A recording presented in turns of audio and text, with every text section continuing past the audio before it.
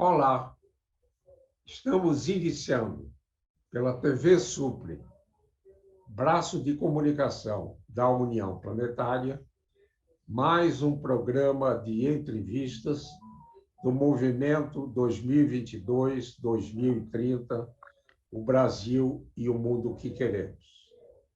Uma parceria da Universidade de Brasília, através do Núcleo de Estudos do Futuro, do Centro de Estudos Avançados Multidisciplinares, com a União Planetária. Hoje teremos o privilégio de conversar com Alexandre Costa, consultor da UNICEF, o Fundo das Nações Unidas para a Infância. Vamos revisitar a formação básica e superior de nosso convidado e suas atividades como pesquisador e gestor na área da saúde pública.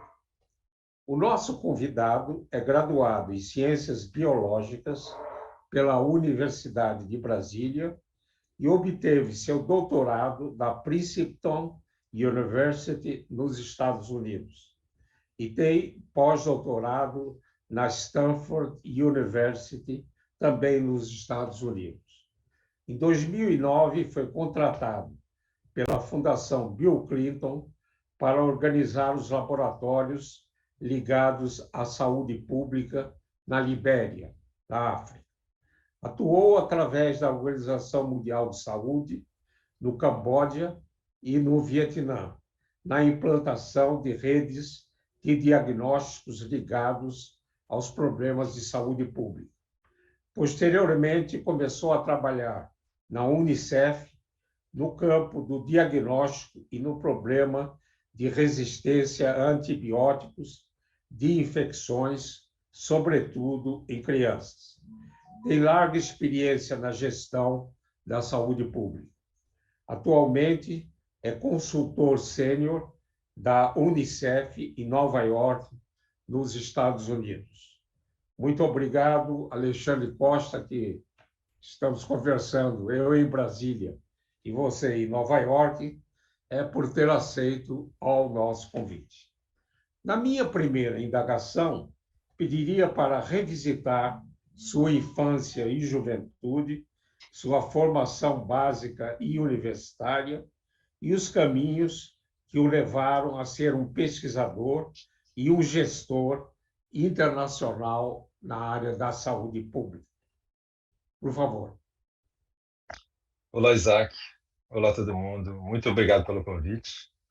E é um prazer estar aqui e compartilhar a experiência e as lições que eu aprendi ao longo do caminho. Eu espero que isso possa ajudar outras pessoas também. Bem, respondendo a sua pergunta, eu nasci em Belo Horizonte, nasci em São Paulo e cresci em Belo Horizonte, mas eu me tornei adolescente em Brasília. Mudei para Brasília com 13 anos. E em Brasília eu virei gente. Em Brasília eu me tornei um adulto, fui para a Universidade de Brasília, como o Isaac já falou, e tive um bacharelado em Ciências Biológicas. Mas eu quero enfatizar um aspecto dessa experiência, porque depois dessa experiência toda no exterior, eu olho para a minha experiência de formação na Universidade de Brasília e eu vejo como, comparativamente, ela foi única, porque eu tive a oportunidade de ter uma formação muito ampla, de biologia molecular a ecologia, de entender a interconexão entre essas diferentes disciplinas relacionadas à biologia e ter uma visão de sistemas que não aconteceria se eu tivesse tido uma formação nos Estados Unidos, onde eu tive que dar aula em universidades diferentes. E o processo de especialização acontece muito rápido, acontece muito cedo. E a percepção dessas interconexões nem sempre acontece. Durante o bacharelado em Ciências Biológicas, eu fiz estágio em 4 laboratórios também. E deu uma experiência muito boa em microbiologia, em enzimologia, em biologia molecular e neurobiologia. Depois da Universidade de Brasília, eu fiz um estágio curto na Embrapa e de lá saí para fazer um doutorado em biologia molecular. E, de novo, a formação foi muito ampla, porque eu acho que existia já uma percepção e uma lição que eu havia aprendido de orientadores que eu tive no passado, de que o doutorado não é a sua especialização, mas é a sua formação científica. E você aprende como utilizar o método científico para abordar uma série de problemas científicos e problemas que não são científicos. Isso é uma capacidade uma capacidade que é transferível e que eu pude utilizar ao longo da minha vida e vou continuar usando a vida inteira. Ah, eu comecei o doutorado com o foco em desenvolvimento embriológico. O título é em biologia molecular, mas na verdade eu usei a oportunidade do doutorado para aprender uma variedade enorme de técnicas em genética, em biologia molecular, em bioquímica, em biologia celular, de tal maneira que eu pudesse ter muito mais opções depois do doutorado. Eu acho que a principal lição que eu aprendi do doutorado é que eu entrei com a ideia de fazer uma coisa e saí percebendo que tinha algumas coisas que eu não queria fazer, mas tinha muitas coisas que eu podia fazer desde que eu colocasse o problema em foco, aprendesse as técnicas para responder as perguntas e o problema se tornava meu. A identificação agora era pessoal. E isso realmente abriu uma série de perguntas, uma série de possibilidades e, inclusive, o questionamento, já no final do doutorado, se era isso que eu queria fazer, se eu queria continuar uma carreira acadêmica. E, nesse momento, já usando a experiência de questionar, eu comecei a colocar todas as opções na mesa. Eu gostaria de saber quais eram as opções que eu teria.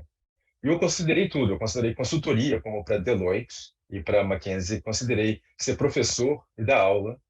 Considerei empresas farmacêuticas, empresas de biotecnologia. E considerei a área de saúde pública, que, na verdade, é a área que me interessava mais, porque eu, ah, por bem ou por mal, eu tenho uma ideologia muito grande, um idealismo muito grande de querer fazer o mundo um lugar melhor para todo mundo. Parece uma coisa ingênua, mas eu não posso fazer nada. É simplesmente a maneira como eu me sinto. E eu realmente estava em busca de alguma coisa que pudesse me dar a oportunidade de trabalhar com pessoas e tentar traduzir essa motivação no impacto na vida das pessoas.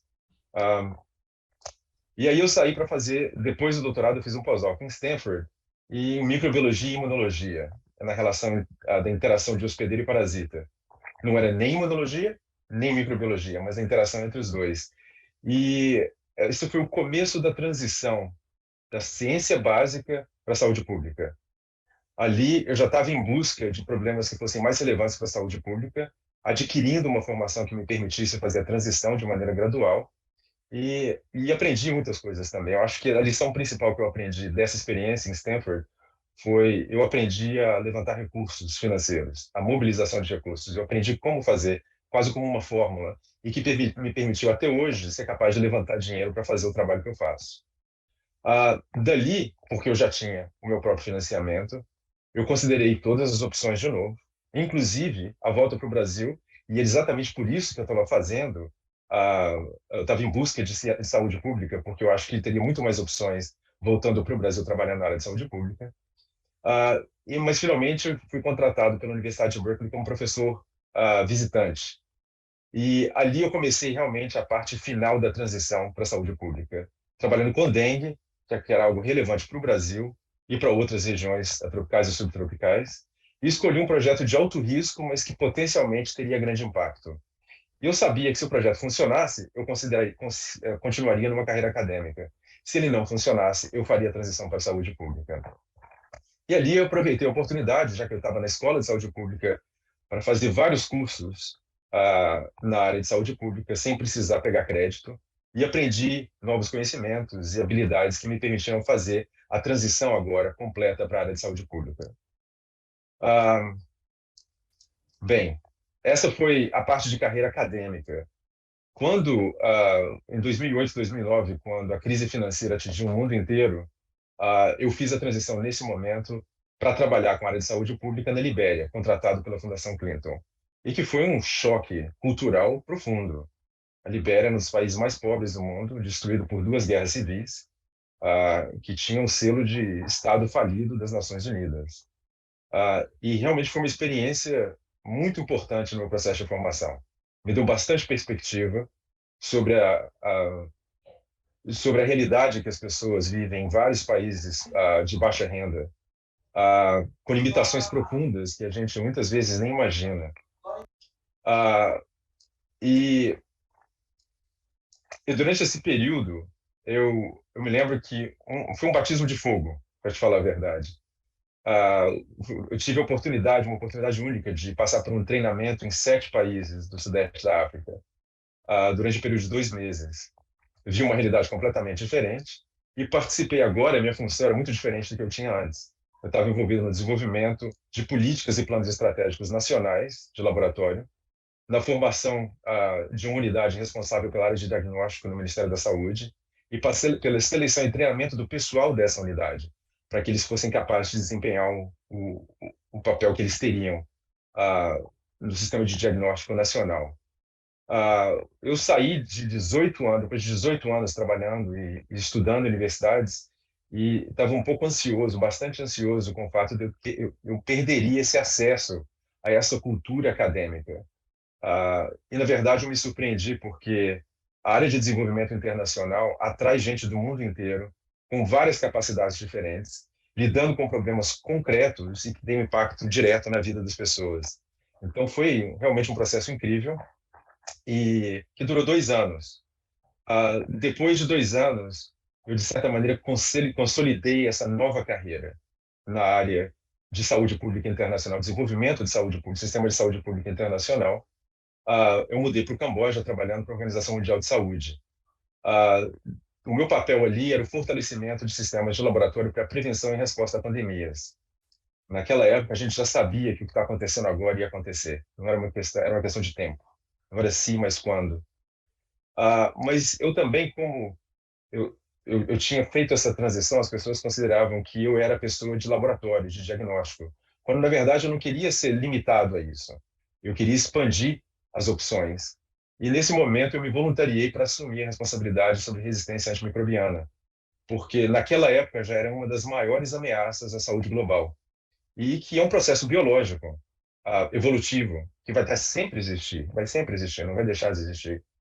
E que certamente os recursos financeiros também apareceriam. Então, nesse momento, eu me voluntariei e assumi esses 2 portfólios, essas 2 áreas de conhecimento, que as duas são multissetoriais, elas envolvem vários aspectos diferentes e várias disciplinas diferentes. E passei 5 anos no Camboja, trabalhando nessas 2 áreas. E depois disso, mudei para uma posição muito semelhante ao do Camboja, mas no Vietnã. Ah, e, e essa trajetória foi uma trajetória muito interessante porque eu também trabalhei numa área subregional enquanto eu estava no Sudeste da Ásia, mas eu acho que foi muito interessante porque eu diria que eu viajei pelo tempo, porque a diferença entre a Libéria, o Camboja e o Vietnã é como se fossem 10 ou 15 anos de desenvolvimento entre esses países. Então foi impressionante observar como é que o desenvolvimento acontece de maneira muito comprimida. E fascinante ver o impacto que o trabalho que nós fazemos, tem realmente na vida, no dia a dia das pessoas e na qualidade de vida das pessoas. E, no final, a última etapa foi essa mudança para o quartel-general da Unicef em Nova York. Na verdade, eu vim para cá também com esses 2 portfólios, essas 2 áreas, tanto a área de diagnóstico quanto a área de resistência antimicrobiana. São 2 áreas emergentes, mas de grande impacto na saúde pública. E, por exemplo, a área de diagnóstico, ela é um ponto de entrada para o fortalecimento do sistema de saúde de uma maneira geral. Quando você lida com a parte de diagnóstico, seja recursos humanos, sistema de qualidade, sistema de informação, biossegurança, não é só para o diagnóstico, você afeta todo o sistema de saúde que está ao redor da área de diagnóstico, principalmente quando o diagnóstico é descentralizado. Não é diagnóstico só em laboratório, é o diagnóstico na comunidade. E a área de resistência antimicrobiana é enorme. Saiu um relatório agora, em janeiro de 2022, no Lancet, mostrando que, em 2019, a resistência antimicrobiana matou mais gente do que qualquer outra coisa. Isso antes de Covid. E, de maneira trágica, 1 em cada 5 dessas mortes globais foram em crianças de menos de 5 anos.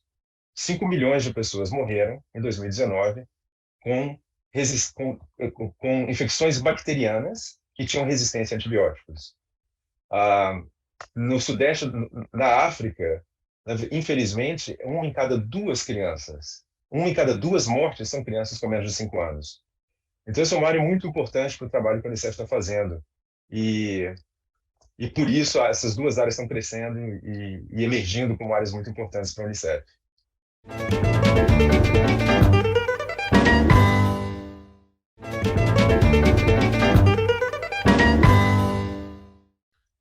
Isaac? Muito boa o seu resumo da sua trajetória e das atividades em vários países.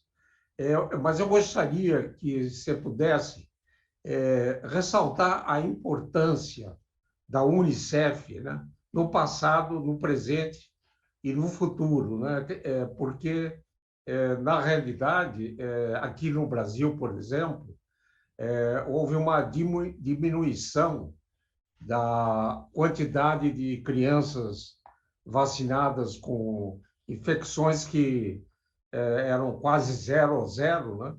E uma delas, a poliomielite, né? Que dá uma consequência extremamente grave para a vida da pessoa.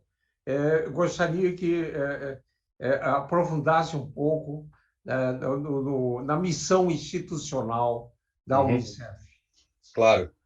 A Unicef, o Fundo das Nações Unidas para a Infância, foi criado em 1946 pelas Nações Unidas e o objetivo é promover os direitos e o bem-estar das crianças de uma maneira global. A Unicef atua em 190 países e territórios.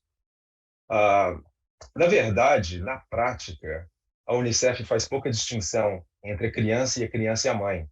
A gente normalmente se refere ao par, porque a criança sem a mãe possivelmente não vai conseguir nem sobreviver.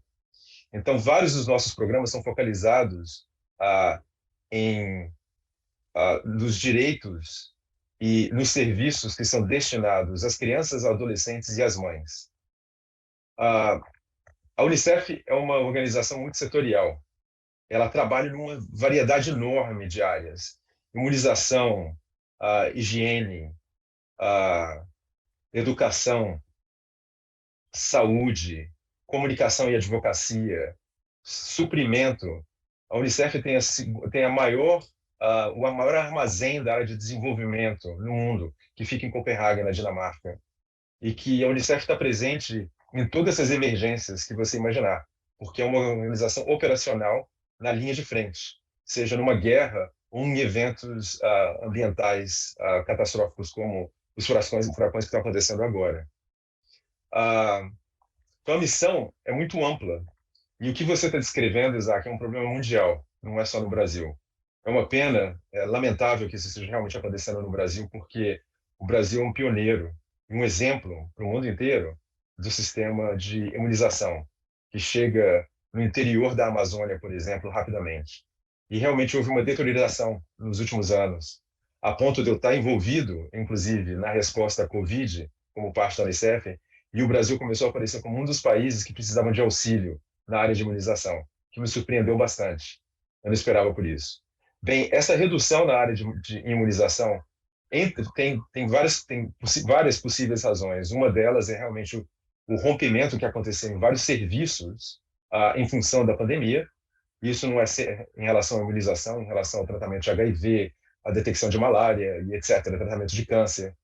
Mas o outro elemento é que existia um movimento que era muito pequeno de anti-vacinas e que aumentou dramaticamente e virou um movimento global, que não tem nenhum fundamento científico, que é baseado, infelizmente, numa informação errada e que continua se espalhando como uma informação errada. Então, hoje o que a gente está vendo no mundo inteiro é uma hesitação em relação à vacinação que está causando a reemergência de doenças preventivas. Você mencionou poliomielite, isso está acontecendo. Measles, esqueci a tradução. Sarampo, não, eu acho que é measles, é sarampo.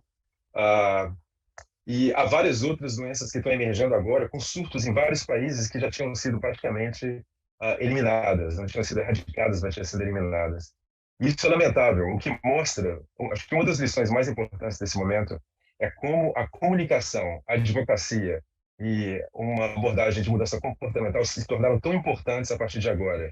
Que você pode ter todos esses instrumentos, como, por exemplo, as vacinas, ou testes de diagnóstico, ou tratamentos, mas isso não quer dizer que as pessoas vão usar.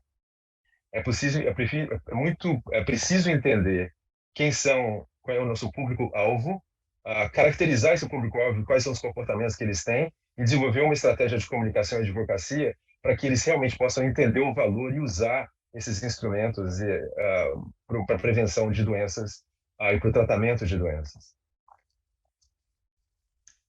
Muito bom. Alexandre, o movimento 2022-2030, o Brasil e o Mundo que Queremos, ela procura envolver os jovens na construção de caminhos para construirmos um Brasil e um mundo melhor e mais justo. Poderia, nesse finalzinho da nossa conversa, enviar uma mensagem aos jovens que nos assistem? Claro, vai ser um prazer, ainda mais trabalhando para a Unicef. Acho que, em primeiro lugar, começando pelo que eu disse no começo dessa entrevista, a primeira coisa é que você não vai ter uma carreira só. Enquanto nossos pais, os meus pais tiveram uma carreira, eu tenho pelo menos duas, estou planejando a terceira, e vocês vão ter mais de duas carreiras. Então, portanto, não se identifiquem tanto com a primeira carreira. Eu acho que o objetivo é aprender o máximo possível, aprender o tempo todo, principalmente habilidades que são transferíveis. Ah, Agora, do ponto de vista da nossa realidade atual, eu confesso que eu estou preocupado, bastante preocupado com os problemas existenciais que a gente está vivendo, de pandemias, da mudança climática. E eu, nesse momento, estou me tornando muito cético, achando que essa geração, principalmente essa geração de governantes que estão mais preocupados com as próprias carreiras, eu não acho que essa geração vai resolver o problema. Eu acho que a solução vai vir através das próximas gerações. A solução vai vir através de vocês, não vai vir através da gente. Nesse sentido, o que eu diria é que é muito importante que a gente, agora, nesse momento, se envolva na mobilização e educação de crianças, adolescentes e jovens, para que vocês desempenhem um papel mais ativo, um papel politicamente mais ativo, mesmo que vocês achem que não tem muito o que fazer, porque a situação, porque vocês se sentem que vocês não estão empoderados. O fato é, tudo isso vai nos afetar, vai lhes afetar, quer vocês estejam envolvidos ou não. Então é melhor que vocês estejam mais e mais envolvidos e politicamente ativos para que vocês possam transformar o planeta na direção certa, para que a qualidade de vida de vocês aumente e não diminui. No final das contas, o futuro depende de vocês. O futuro depende de todos nós, mas o seu futuro depende muito mais de vocês. Muito boa mensagem, Alexandre. Eu queria, antes de encerrar a nossa conversa, né, fazer uma reflexão, né, baseado na sua história e nas suas decisões, nas suas, pelo menos, duas carreiras, possivelmente haverá uma terceira, que as condições de trabalho no Brasil, na área acadêmica, principalmente, são difíceis, né? E se fala muito na fuga de cérebros, né? De pessoas que são formadas no Brasil e vão para o exterior. Mas, na realidade, sob o ponto de vista planetário, na realidade, nós somos uma família só. Essa divisão em nações foram feitas através da história, por variadas razões.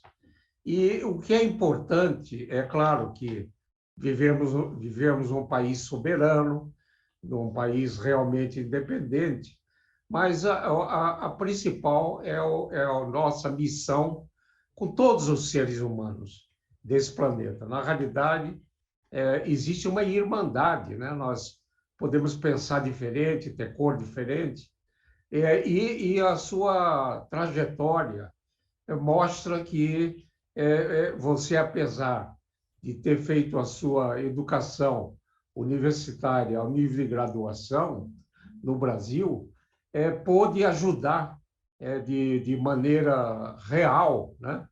Não é ficção, você pode apresentar números, abordar os aspectos qualitativos e quantitativos em regiões na África, na Ásia, e agora de uma maneira mais global da Unicef, né? Em problemas que muitas vezes a imprensa não ressalta, como a resistência de infecções antibióticos, né, que causam uma mortalidade muito grande, né? De maneira que eu gostaria de parabenizá-lo, né, pelas suas 2 carreiras, né? E ficamos à espera de grandes resultados, grandes feitos na sua terceira ou talvez até 4ª carreira, por que não? Né? De maneira que eu lhe agradeço muito, Alexandre. Você é um orgulho para a Universidade de Brasília, com esse trabalho maravilhoso que tem sido feito em vários países e agora na Unicef. Muito obrigado de coração por essa bela, importante e interessante conversa. Esse e outros programas do Movimento 2022-2030, o Brasil e o Mundo que Queremos, podem ser acessados no canal YouTube do canal Supre. Gostaria de agradecer a todas e a todos que estiveram conosco durante essa conversa e nos encontraremos em uma próxima oportunidade. Até lá!